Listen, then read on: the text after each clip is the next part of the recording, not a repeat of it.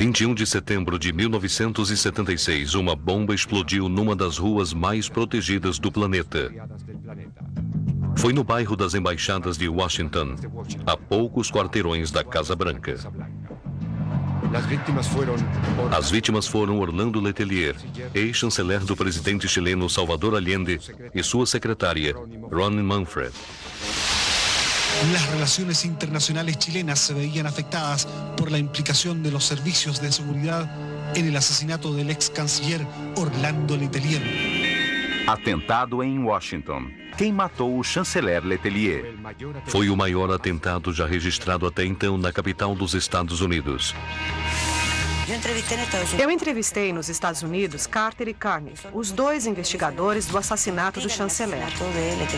Eles não podiam acreditar no atrevimento de fazerem um atentado como este no coração, no bairro das Embaixadas, no bairro diplomático norte-americano.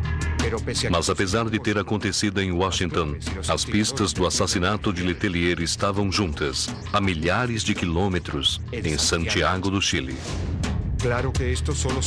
Claro que isso só seria confirmado muitos anos depois, quando alguns dos homens que participaram do crime de Letelier confessaram.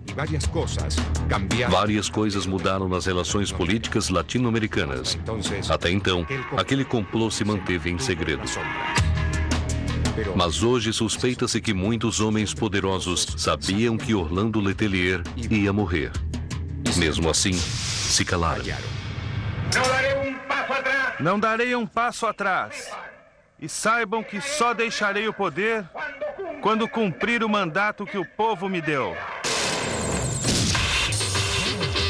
Orlando teve suas duas pernas amputadas por causa do impacto daquela bomba.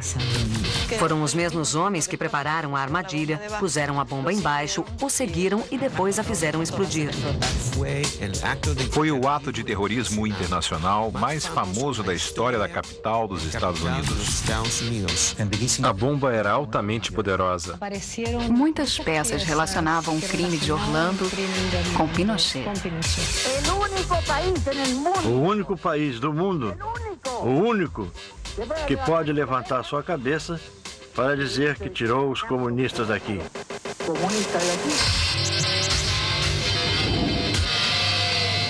Em 3 de novembro de 1970, o socialista Salvador Allende assumiu a presidência do Chile.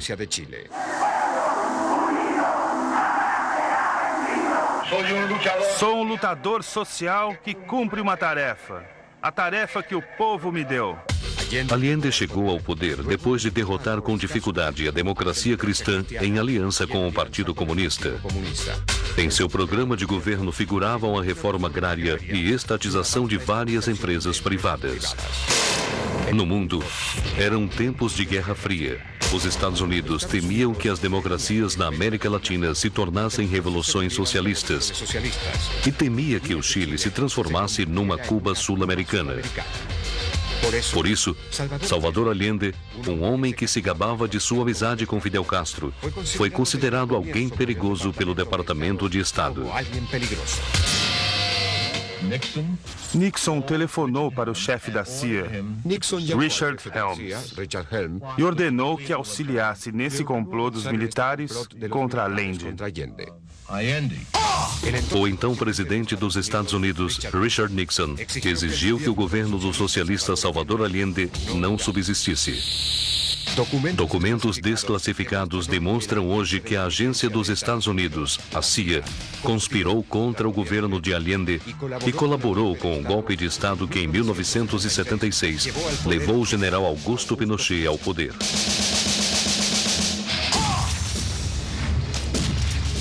Para amenizar esse momento difícil nas relações entre Chile e os Estados Unidos, Allende nomeou um jovem dirigente do Partido Socialista, Orlando Letelier, embaixador. Orlando desiste de sua carreira internacional para aceitar a oferta de ser embaixador do Chile nos Estados Unidos. Pouco depois, Letelier passou a ser o chanceler de Allende. Um dos pontos mais difíceis era exatamente o cobre. Era o que havia desenvolvido em sua tese. Este tema sempre gerava uma enorme preocupação. A ITT, que é uma enorme corporação, Como membro do gabinete de Allende, Letelier impulsionou a estatização da exploração do cobre e estabeleceu regulamentos para a empresa telefônica norte-americana ITT. Durante o governo de Allende, registraram-se greves de caminhoneiros, boicotes empresariais e várias crises de abastecimento de produtos básicos. Na quarta-feira, 1º de dezembro de 1971, coincidindo com a visita de Fidel ao Chile, milhares de mulheres, atingidas pelos acontecimentos ocorridos no mercado consumidor, realizaram um protesto pelas ruas de Santiago que foi chamado de a Marcha das Panelas. Segundo este vídeo, divulgado pela Fundação Augusto Pinochet em comemoração aos 25 anos do golpe de Estado que derrotou Salvador Allende, os protestos teriam sido uma reação lógica e espontânea às medidas do governo socialista. Diante da caótica situação nacional, o comércio e o transporte pararam. De acordo com documentos desclassificados do Departamento de Estado, várias dessas medidas de força contaram com o apoio político e econômico da CIA. O dia que se anunciou a intervenção da CIA em toda a preparação do golpe militar, a forma como pressionaram, que pediram dinheiro para impedir a fuga de Allende, isso estava muito claro. O Congresso norte-americano aprovou uma lei que foi uma ordem para a CIA dar um relatório completo e detalhado ao Congresso sobre a relação entre a CIA e a repressão no Chile. Precisamos de seu testemunho sobre as atividades da inteligência no Chile nesse período.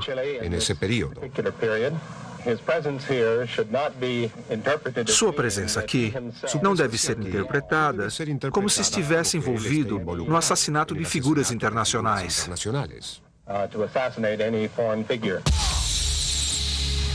A CIA e alguns políticos chilenos tentaram desde o começo impedir que Allende assumisse o poder mediante um golpe de Estado. Porém, como em outros países da América Latina, faltavam militares dispostos a derrotar um governo civil, algo que não acontecia no Chile há décadas. René Schneider era o comandante-chefe do exército chileno quando Salvador Allende foi eleito presidente em 4 de setembro de 70. Em 22 de outubro de 1970, 2 dias antes do Congresso confirmar Salvador Allende como presidente, o chefe do exército, o general René Schneider, foi baleado ao chegar em sua casa. Morreu 3 dias depois. Um grupo de civis quis obrigar as Forças Armadas a bloquear o acesso de Allende ao poder, tentando sequestrar o comandante e chefe do exército, o general René Schneider. Ele foi morto ao resistir. Schneider era o condutor de um exército constitucionalista, respeitava as leis e era absolutamente democrático. De acordo com a jornalista Mônica Gonçalves, o assassinato do general Schneider foi tramado para desestabilizar Allende e, de sobra, tirar do caminho um militar que não apoiou o golpe de Estado. Num plano forjado pela CIA e por um grupo de ultranacionalistas chilenos, que para impedir que Salvador Allende fosse recebido finalmente como presidente da República, assassinaram o comandante-chefe do exército, fazendo parecer que foi um atentado terrorista.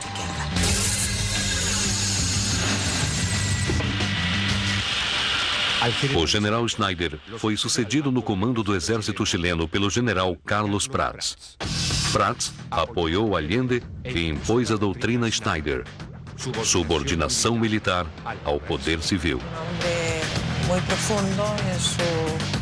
Um homem muito profundo em sua formação pessoal e em seus valores éticos. E justamente estes valores ligados à responsabilidade que tinha como militar fez com que ele defendesse a instituição democrática em nosso país. Mas, diferente de Prats, muitos generais chilenos viam em Allende o primeiro passo para um regime comunista no Chile. Prats finalmente renunciou em 23 de agosto de 73, 11 dias antes do golpe de Estado que derrotou Salvador Allende. Seu posto como comandante e chefe do exército chileno foi ocupado pelo general Augusto Pinochet.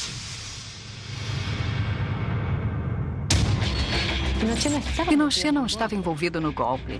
Ele embarcou alguns dias antes. E até aquele momento ele estava dizendo a Orlando: eles são traidores. Seja duro com eles, porque eles são traidores. Orlando citou nomes de pessoas que eram traidoras e disse: vou derrubá-las. Temos que dar um corretivo, porque são conspiradores, estão envolvidos num golpe. Pinochet, Allende, Prats e Letelier serão, como veremos a seguir, os protagonistas de uma trama de crimes e traições.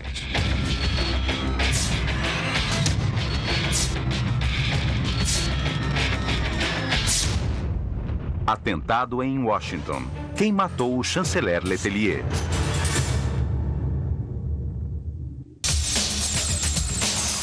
Atentado em Washington. Quem matou o chanceler Letelier?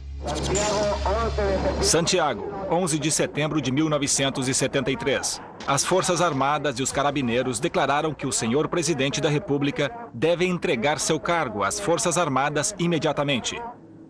O Corpo de Carabineiros decide que estão unidos e dispostos a lutar para iniciar a missão histórica e responsável de lutar pela libertação da pátria do jugo marxista. Encurralado pelos protestos, pelos boicotes empresariais e pela pressão militar, em 11 de setembro de 73, o presidente chileno Salvador Allende foi deposto. Como Allende não se rendia, o Palácio de La Moneda, sede do Poder Executivo, foi bombardeado pelos militares que respondiam ao chefe do exército, o general Augusto Pinochet. O senhor Allende estava se armando, estava recebendo por diferentes canais armas de todos os tipos, ou seja, estava criando, de forma paralela, um exército de outro tipo, que não era permitido pela Constituição. Allende se suicidou com uma metralhadora que recebera de Fidel Castro, a mesma que empunhava em sua última foto com vida. Orlando Letelier, ministro da Defesa de Allende, no momento do golpe, foi detido por sua própria custódia. Letelier passou um ano em Dawson, uma ilha próxima à Antártida, onde Pinochet confinou os ex-ministros de Allende. Ele ficou um ano preso lá, como prisioneiro de guerra, com distúrbios psicológicos e muito mal alimentado. Um ano depois, os protestos diplomáticos internacionais fizeram com que Letelier pudesse sair do Chile na condição de refugiado político. Ele saiu graças à influência da Venezuela. O prefeito de Caracas, Diego Arria, que havia sido seu colega no Banco Interamericano, foi quem interveio pessoalmente junto a Pinochet para que Orlando saísse. Pinochet lhe disse que o entregaria, embora houvesse 11 países pedindo a mesma coisa. Pouco depois, Letelier se instalou nos Estados Unidos, de onde começou a denunciar as violações dos direitos humanos por parte do governo do general Augusto Pinochet. Diga a ela que estamos bem, que não se preocupe, que faça aquilo que combinamos. Nós fomos torturados. Atentado em Washington. Quem matou o chanceler Letelier? Outro dos homens de confiança de Salvador Allende, ex-chefe do exército chileno, o general Carlos Prats, conseguiu fugir para a Argentina. Na Argentina, nos fins de 1973, o general Juan Domingo Perón, amigo pessoal de Prats, acabava de assumir seu terceiro mandato como presidente. Enquanto Perón viveu, protegeu Prats. Inclusive, lhe concedeu uma casa.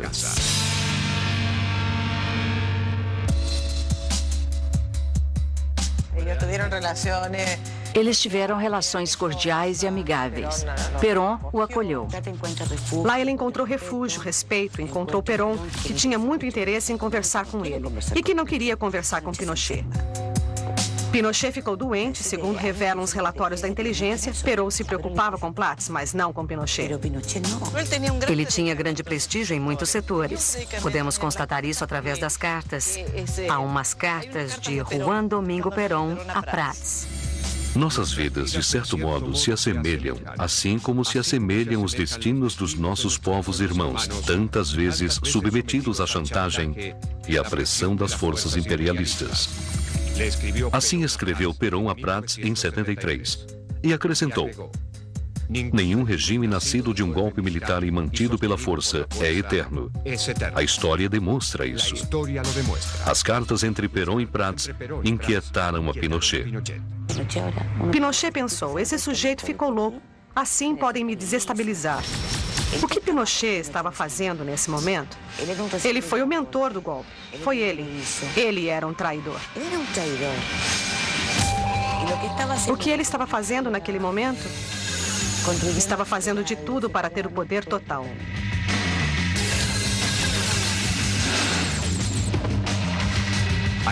Ao fugir do Chile, Prats e Letelier acreditaram que, ao contrário de Allende, haviam salvo suas vidas. Mas se enganaram. Depois do golpe de Estado, Pinochet havia conseguido rapidamente sufocar as dissidências internas. Mas os exilados políticos lhe traziam muitos problemas. Falavam mal do governo militar no exterior e provocavam seu isolamento diplomático. Orlando Letelier era um deles. Orlando havia sido embaixador do Chile nos Estados Unidos e também um funcionário internacional por 10 anos. Ele tinha vivido em Washington, conhecia gente no Congresso, nos círculos do poder. Viveu sua vida denunciando como era a ditadura no Chile. Ele lutou incansavelmente contra a opressão. A junta militar ficava incomodada quando Orlando ia às Nações Unidas e denunciava as forças militares que assassinavam no Chile. Apesar da maioria dos exilados chilenos ter preferido a Argentina, Letelier se refugiou nos Estados Unidos. No entanto, em 1973 e 74, dezenas de exilados chilenos foram assassinados na Argentina por comandos paramilitares. Enquanto isso, espiões da DINA, a Direção de Inteligência Nacional do Chile, estudavam os movimentos do general Carlos Prats em Buenos Aires.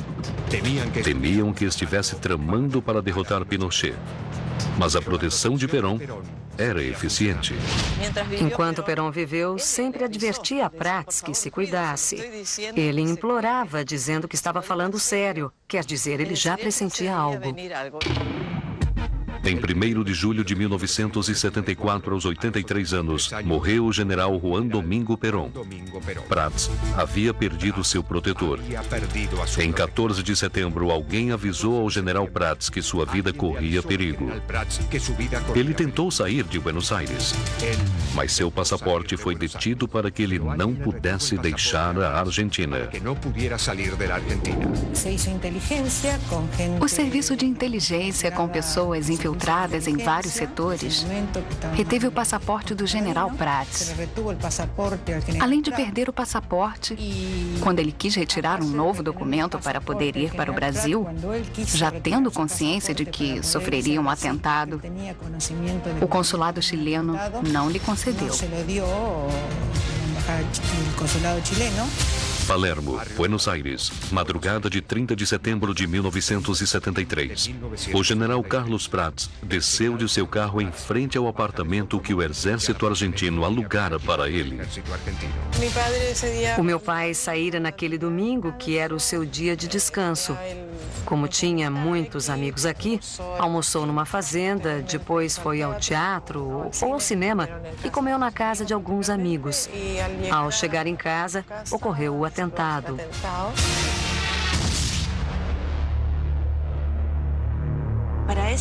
Para aquela época, a bomba usada no atentado era bem sofisticada. Sua esposa, Sofia Goldberg, morreu imediatamente. O general Carlos Prats, uns minutos depois.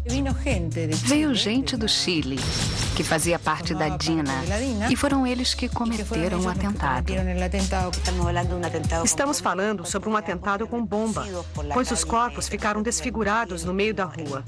No processo, o fato não está caracterizado como homicídio, e sim como se tivesse sido um pequeno acidente. Apenas um acidente com explosivos. Durante anos, a morte do general Prats não foi investigada pela justiça argentina. Mas em 1996, a juíza federal Maria Servini de Cobriá acusou e prendeu um ex-agente da DINA, Henrique Arancibia Clavel, pela morte do general Prats. Era um dos chefes mais importantes da DINA na clandestinidade. Ele chegou aqui junto com os outros chilenos que participaram do assassinato de Schneider e formou um grupo que organizou a desestabilização de Allende. Arancibia Clavel fugiu do Chile por ter participado do assassinato de um chefe do exército, o general Schneider, enquanto que em Buenos Aires havia participado do assassinato de outro chefe do exército, o general Prats. O atentado contra o general Prats foi considerado um crime contra a humanidade pela justiça argentina e a investigação nunca prescreveu. Finalmente, após o julgamento em novembro de 2000, Henrique Arancibia Clavel foi condenado à prisão perpétua pela morte de Prats. A investigação comprovou que Arancibia Clavel não agiu sozinho no atentado. Sabemos que foi Michael Townley e que ele mesmo acionou a bomba. Junto com Arancibia Clavel, agiram um ex-agente da CIA, Michael Townley, e um bioquímico, Eugênio Berrios. 2 anos depois, Townley e Berrios voltariam a participar juntos de outro atentado. Atentado em Washington. Quem matou o chanceler Letelier?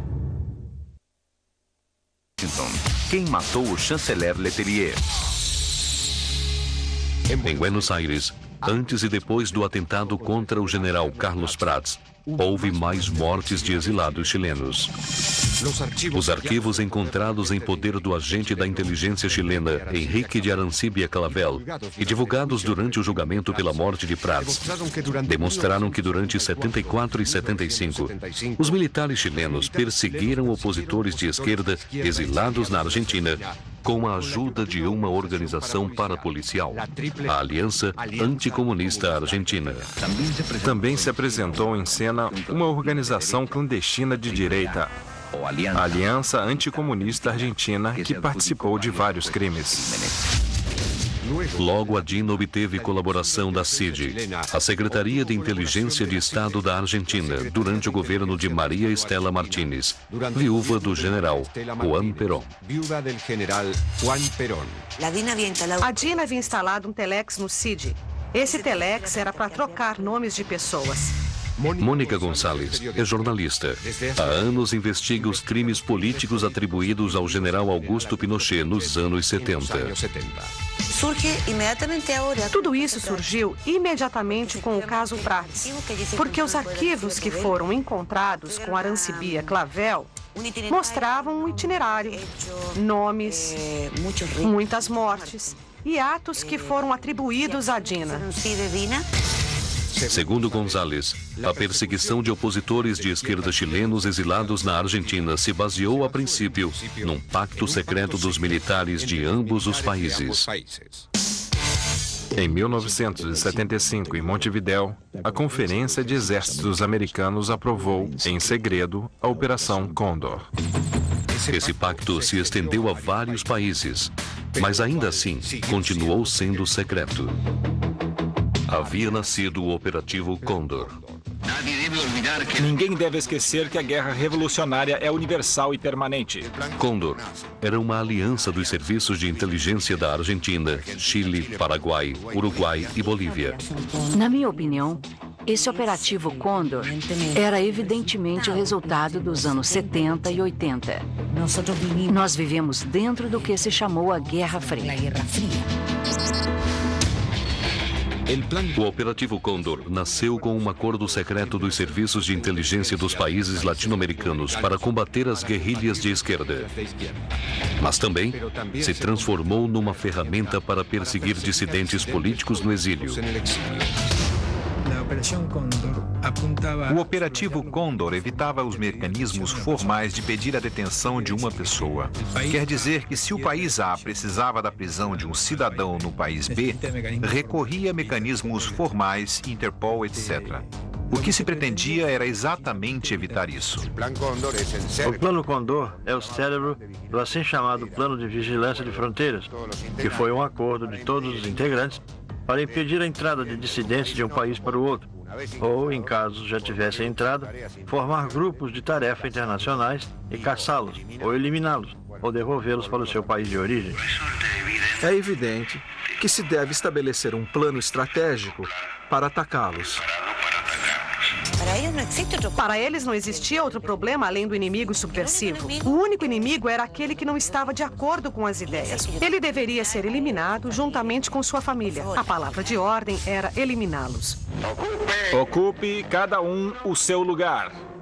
E a vitória, com certeza, será nossa.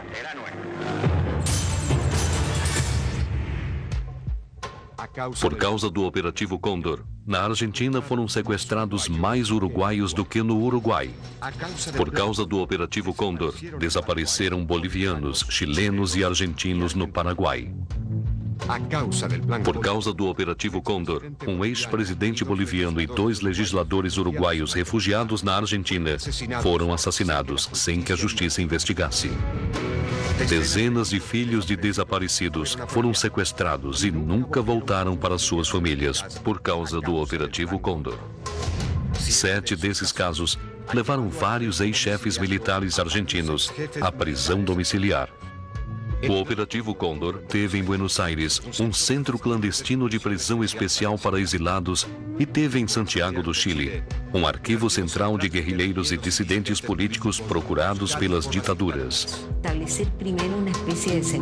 Queriam estabelecer uma espécie de central de dados de todos aqueles esquerdistas ou subversivos de todos esses países que buscavam a ajuda de um país amigo.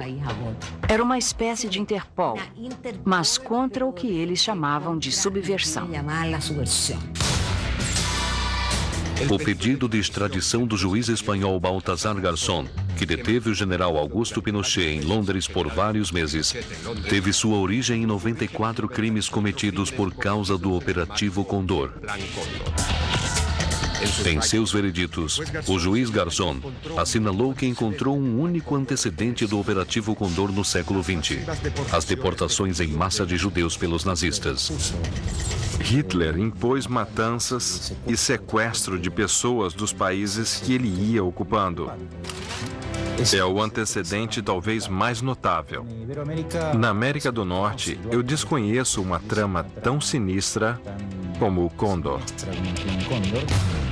Segundo documentos confiscados em 1992 em quartéis da polícia paraguaia, o Operativo Cóndor foi ideia dos militares chilenos.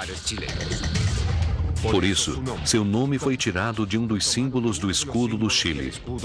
E por isso, o primeiro coordenador do Operativo Cóndor foi o general Manuel Contreras, chefe da DINA chilena. Nos arquivos de Assunção, capital do Paraguai, foram encontrados documentos onde Contreras assinava como Cóndor 1. Durante muitos anos, a existência e o funcionamento do Operativo Cóndor foi um segredo acessível apenas a uns poucos militares e diplomatas latino-americanos. Agora, depois de examinar esse processo de classificação, temos quase 20 ou 25 documentos novos sobre o Operativo Cóndor. Peter Koblow pertence à National Security Archive, uma organização que promove a desclassificação de documentos secretos nos Estados Unidos. A CIA compartilhou da informação de que o Chile e o Operativo Cóndor estavam planejando assassinatos no exterior. Documentos desclassificados da CIA e do Departamento de Estado demonstram também que no governo dos Estados Unidos, muita gente está sabendo do Operativo Cóndor. Alguns investigadores sustentam inclusive que a CIA incentivou o operativo. Esse documento já foi desclassificado pelas autoridades norte-americanas, mas o juiz quer o original, ou uma cópia certificada. Ele se refere a uma reunião ocorrida em Santiago do Chile em julho de 76, da qual participaram Pinochet, o então chanceler argentino na ditadura César Busset, e Henry Kissinger, o qual queria dizer que os Estados Unidos concordavam. O memorando dessa reunião é um dos documentos que o juiz Garzón solicitou aos Estados Unidos. Nele há uma grande quantidade de dados. Mas ninguém imaginava que o Operativo Cóndor pudesse provocar um grande escândalo exatamente em Washington, a capital dos Estados Unidos. Em outubro de 1976, Robert Scherer, um famoso agente do FBI em Buenos Aires, explicou a seus superiores o que significava o Operativo Cóndor. A terceira fase, a mais secreta, inclui a formação de equipes especiais dos países membros que terão que viajar a qualquer parte do mundo a países não membros para realizar sanções, inclusive assassinatos de terroristas ou partidários de terroristas, dizia o relatório de Scherer. A descrição coincidia com o modo como vários líderes guerrilheiros e políticos opositores do Cone Sul haviam morrido fora de seus países. Mas Scherer descartava a possibilidade de que alguma dessas equipes especiais do Operativo Condor tivesse viajado aos Estados Unidos. Segundo Scherer, os comandos Condor iam agir na Europa, assim como aconteceu em 5 de outubro de 75 em Roma, quando o ex-vice-presidente chileno Bernard Leighton sobreviveu milagrosamente a um atentado contra sua vida. O relatório de Scherer terminava com uma advertência. Esta agência permanecerá alerta a respeito de qualquer informação que indique que o assassinato de Letelier possa fazer parte de uma terceira fase do Operativo Condor. Esse documento foi a prova de que o assassinato de Orlando Letelier fez parte dessa operação multinacional. Uma cooperação entre os serviços de inteligência do Chile, da Argentina, do Uruguai, do Paraguai e de outros países. Em 21 de setembro de 1976, na noite anterior, Orlando havia emprestado seu carro a um casal que trabalhava com ele no mesmo instituto. Michael Manfred, que era seu investigador para um livro que estava escrevendo, e Ronnie, sua esposa. Eles jantaram conosco na noite anterior e no dia seguinte foram buscar Orlando no carro que ele havia emprestado.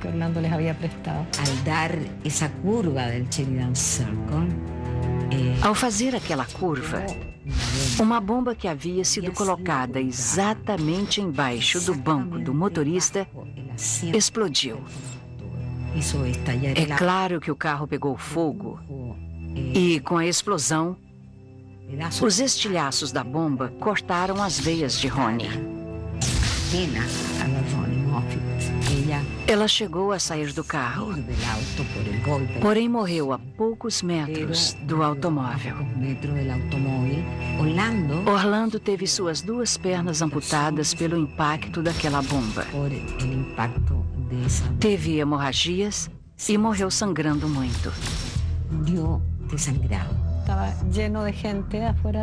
Havia muitas pessoas do lado de fora do hospital, além da mídia. Eu tentava me convencer de que aquilo não tinha nada a ver com um atentado. O episódio provocou imediata reação da polícia e do FBI. O marido de Ronnie, que estava sentado no banco de trás, foi impactado pelo choque muito forte. Ele também foi ferido, mas conseguiu sobreviver e sair do carro. Tudo o que ele conseguia dizer era: "Foi a Dina, foi a Dina."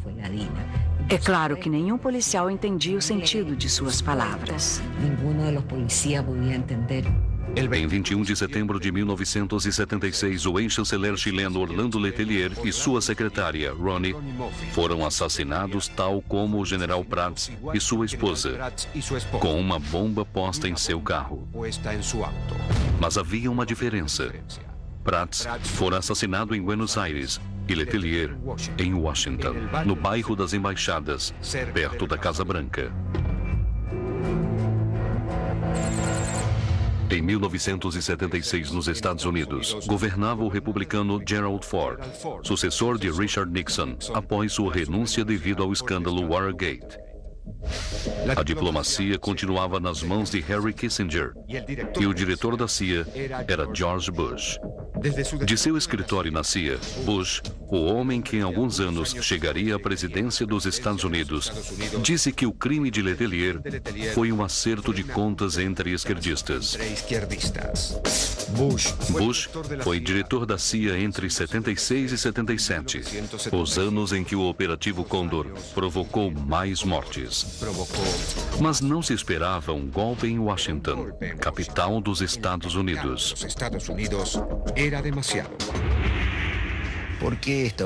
Os Estados Unidos nunca imaginariam que a inteligência de um país sul-americano havia cometido um atentado a 4 quarteirões da Casa Branca. O voo do Condor havia chegado longe demais. Mas isso se notaria no ano seguinte, quando um democrata, Jimmy Carter, assumisse a presidência dos Estados Unidos. Carter fez da defesa dos direitos humanos sua principal crítica à União Soviética. Mas com esse argumento, também incomodou as ditaduras latino-americanas. Primeiro, com sanções econômicas e depois, promovendo comissões especiais da OEA para investigar os milhares de desaparecimentos provocados pelos governos militares. A entrevista que despertou maior expectativa foi a que se deu entre o general Videla e o presidente norte-americano Jimmy Carter. A situação dos direitos humanos na Argentina e sua indubitável vinculação com a luta que o país trava contra a delinquência subversiva esquerdista. Quando Bush e Kissinger deixaram seus cargos, a investigação judicial comprovou que o atentado a Letelier não havia sido, como dissera Bush, um acerto de contas entre esquerdistas. Havia sido uma típica Operação Condor, feita por 3 agentes da DINA chilena que entraram nos Estados Unidos com passaportes paraguaios, autorizados pessoalmente pelo presidente Alfredo Stroessner, após um pedido de Pinochet. Eram Michael Townley e o capitão Fernandes Larios. Antes não sabíamos disso, que o próprio Pinochet havia telefonado. Atentado em Washington. Quem matou o chanceler Letelier? Atentado em Washington. Quem matou o chanceler Letelier? A CIA tinha informações de que o Chile e o operativo Condor estavam planejando e tramando assassinatos no exterior. Se alguém contasse isso sem os documentos nas mãos, seria uma história de ficção. O envolvimento de Pinochet na morte de Letelier nunca foi divulgado. Através deste arquivo, soubemos que a DINA festejou o atentado contra Letelier. O operativo Condor entrou em crise com o assassinato de Letelier em Washington. Está bem claro que o caso de Orlando foi organizado por Pinochet com as forças repressivas da DINA. O chefe do campo de concentração disse: tenha muito cuidado. Não fale contra o governo militar, porque o braço da lei é muito longo e alcançará você aonde estiver. E era muito longo, sim. Chegou a Washington.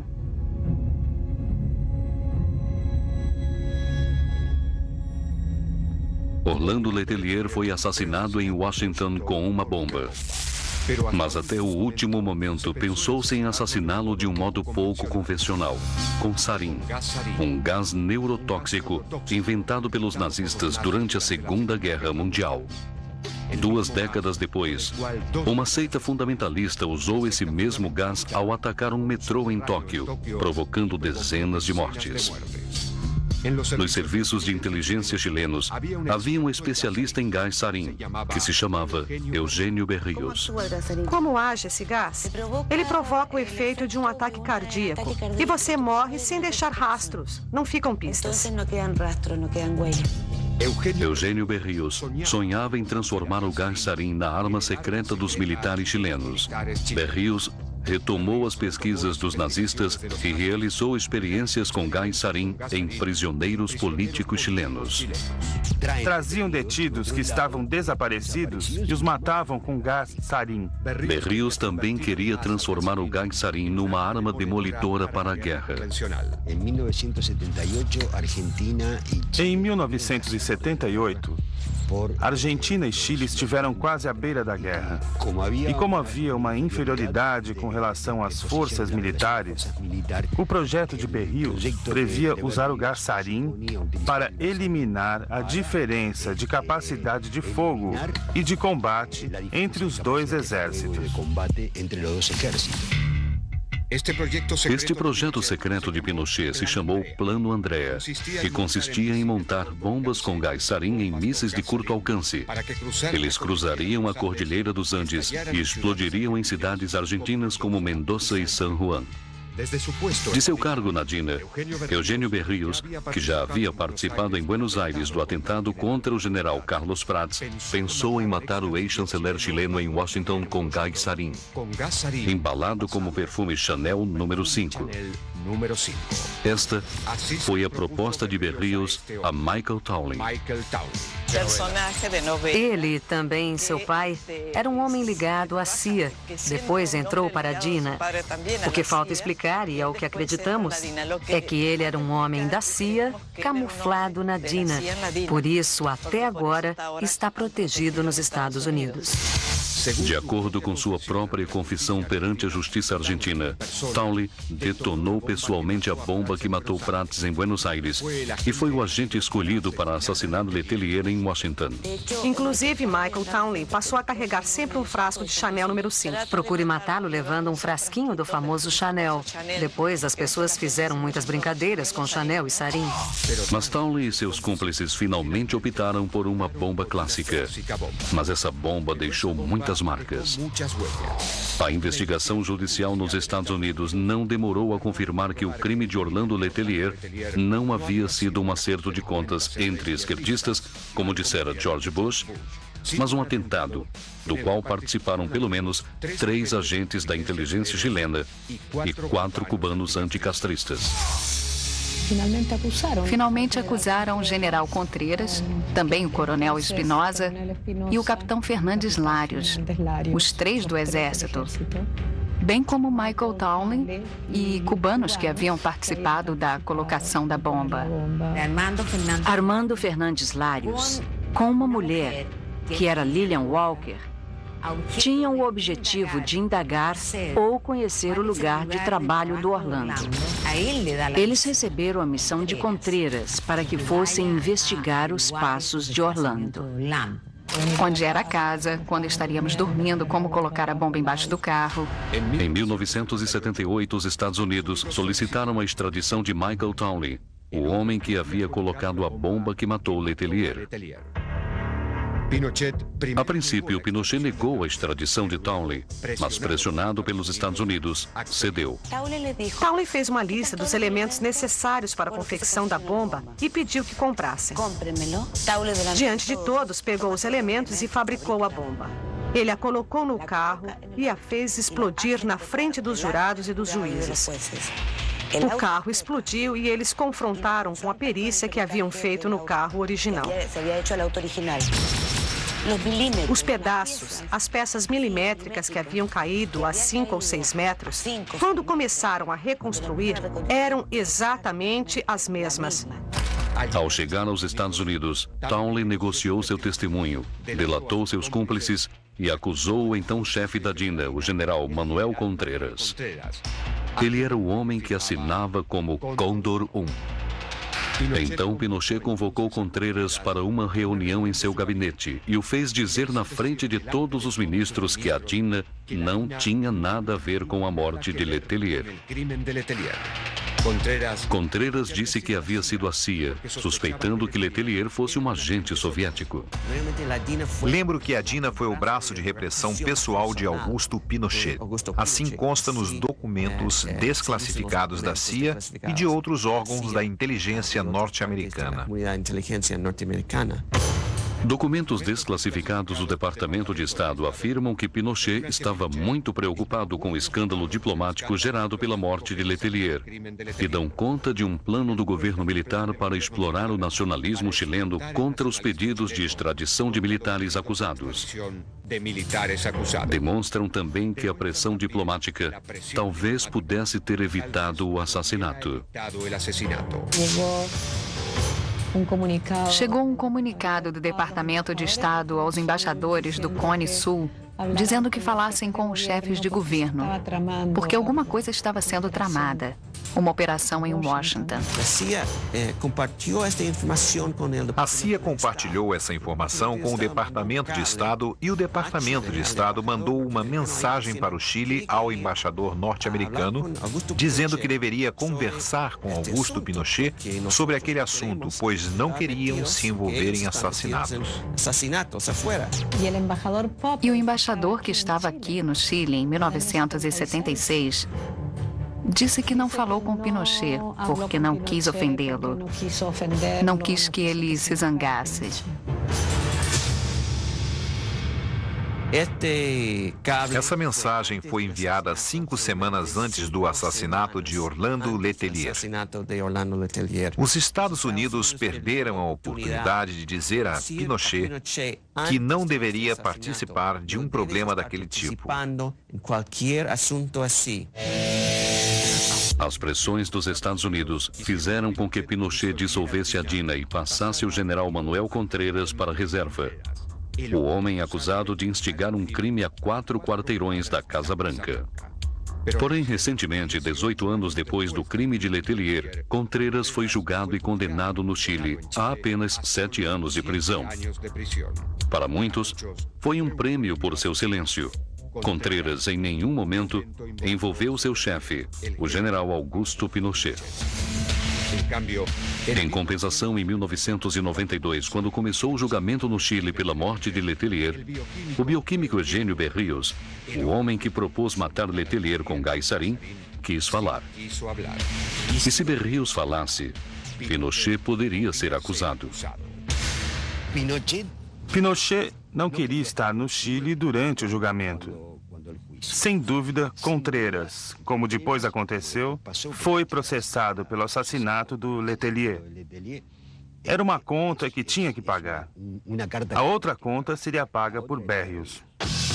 Em 1992, os militares chilenos convenceram Berríos a passar um tempo em Montevidéu com nome falso. Mas o espião insistia em querer falar. Então sua estada no Uruguai se transformou num sequestro. Militares uruguaios prenderam Berríos numa casa em Parque del Plata, nos arredores de Montevidéu.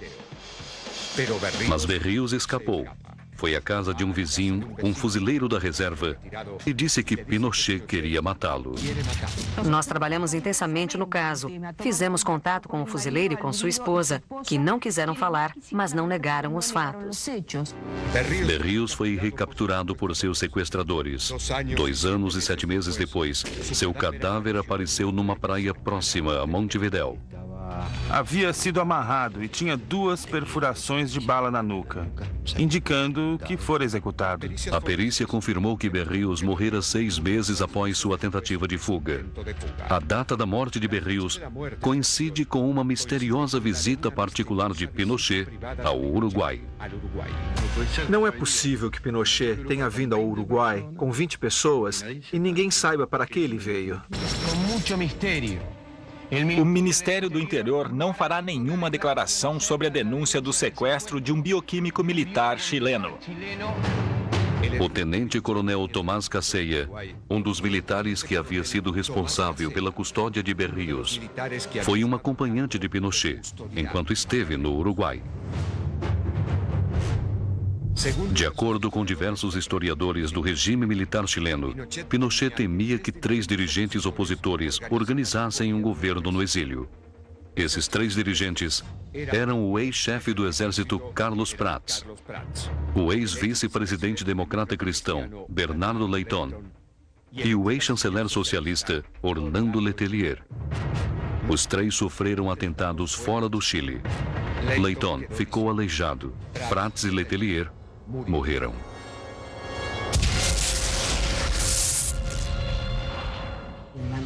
Orlando viajara à Holanda e tinha conversado com o parlamento holandês, que prometeu apoiar a União Militar. As anulações de crédito e as denúncias de Letelier por violação dos direitos humanos levaram Pinochet a retirar a cidadania chilena de Letelier. Eu nasci chileno, sou chileno e vou morrer como chileno. E Pinochet nasceu fascista e traidor.